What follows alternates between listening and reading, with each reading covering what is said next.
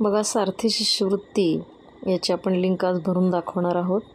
इयत्ता 10वीची लिंक मी ओपन केलेली आहे. नेक्स्ट या बटनावरती क्लिक करायचं आहे. त्यानंतर आपल्याला विचारलं आहे की विद्यार्थी विनाअनुदानितमध्ये शिकतो का, तर नो याचं उत्तर असेल.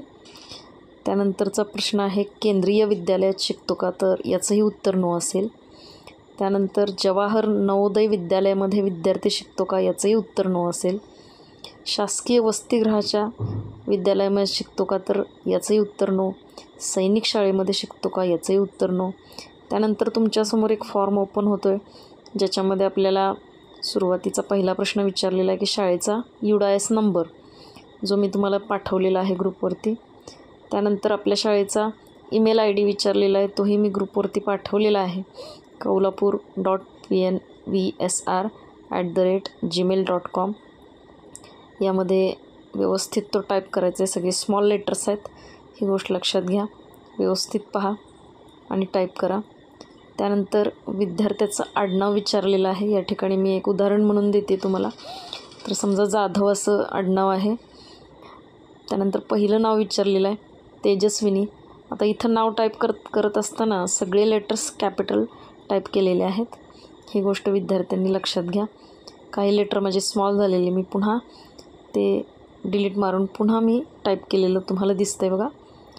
त्यानंतर वडिलांचं नाव विचारलेलं आहे. इथं मी उदाहरण म्हणून घेते. आणि त्यानंतर आपलं पूर्ण नाव सगळं पुन्हा विचारलेलं आहे. लिहित असताना आडनाव, मग स्वतःचं नाव आणि मग वडिलांचं नाव. शक्यतो सगळे लेटर्स कॅपिटल ठेवा आणि आपलं नाव व्यवस्थित स्पेलिंग जे आहे, आधार कार्ड, तुमचं बँक पासबुक याच्यावरचं स्पेलिंग व्यवस्थित चेक करा. त्यानंतर तुमच्या वडिलांचा किंवा बँक खात्याशी लिंक केलेला चालू तुमचा मोबाईल नंबर, लिंग विचारलेलं आहे मेल आणि फिमेल, त्यापैकी योग्य ते लिहा. आपली जात, जवळजवळ सगळ्यांची मराठा अशीच जात येते, ती नोंद करा. त्यानंतर आधार कार्डचा नंबर नोंद करायचा आहे तुम्हाला. त्यानंतर बँकेचं नाव विचारलेलं आहे, ते सुद्धा कॅपिटल लेटर्समध्ये शक्यतो टाकायचं आहे बँकेचं नाव. इथं मी बँक ऑफ महाराष्ट्र असं टाकलेलं आहे. त्यानंतर आपल्याला विचारले बँक खाते क्रमांक, जो काय आपला बँकेचा खाते क्रमांक असेल तो व्यवस्थित नमूद करा. त्यानंतर IFSC कोड लिहित असताना सगळे लेटर्स याच्यामध्ये जे येतात ते कॅपिटल असतात.